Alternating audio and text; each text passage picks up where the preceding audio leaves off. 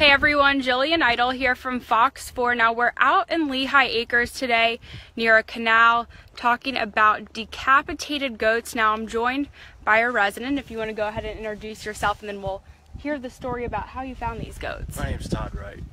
We were walking out here yesterday. Thought I saw some garbage in the water, but I walked down and looked and it was baby goats. And without any head. Yeah, and so I'm going to flip the camera around for everyone.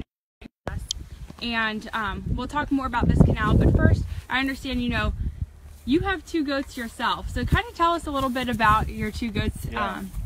Well, this is Corey Mushrooms. She's an American La Mancha dairy goat. And Monkey Pants. She's a French Alpine dairy goat. They're essentially my kids. And I was out walking yesterday with them, and we saw this.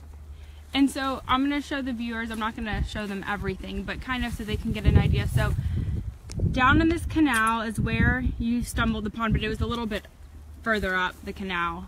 You first said you stumbled upon this bag, you're taking your goats for a walk, and... Well, actually, at that time we left them behind. I was walking with my girlfriend, and we were walking by here, and actually they were hung up on a tree down there.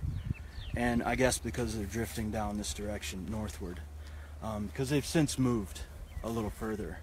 So I walked down by the water and had a look, and I could see it was goats. Mm-hmm. And it's so pretty easy to tell. And obviously having two goats of your own, you said. Well, yeah, it was unpleasant anyhow, but for me a little more so. I mean, they've been with me since they were born, so they're kind of like my kids. Mm-hmm. And I understand too, so you had talked to the... Ooh. She sneezed. Bless you. To Lee County Sheriff Deputy. Yeah. And you said, tell us the answer though that you had received. Well, they pretty much said this happens, and it's been happening recently, but they can't really do anything about it. They're not allowed to investigate it, because if it's really part of Santeria or some other religious ceremony, they're not allowed to interfere with it. Mm-hmm. So they don't like it, but they can't really do anything. Yes, and I know for those who are on this Facebook Live right now, here I'll flip around the camera. You can see again, Jillian Idle here, but basically I know we had covered a similar story in Cape Coral about a month and a half ago, and talking to officials with the county, we understand, like you just mentioned, if it is linked to Santeria or some kind of religious practice, it is protected. There was a case that went all the way to the Supreme Court back in the 90s that protects such a thing like this. But of course, we are trying to get answers on it. I'm going to come around one more time. So this is the canal we are at. But if you want to talk, so you said you've been back here now for about a month. We walk back here a lot, and a lot of times it's just me and the babies.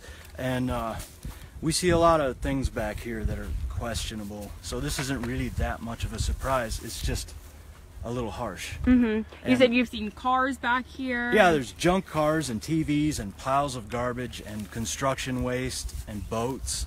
A lot of people dump things back here. There's a lot of drug paraphernalia, and a lot of people fish back here too. Mm-hmm. But this is a little extra weird. Yeah.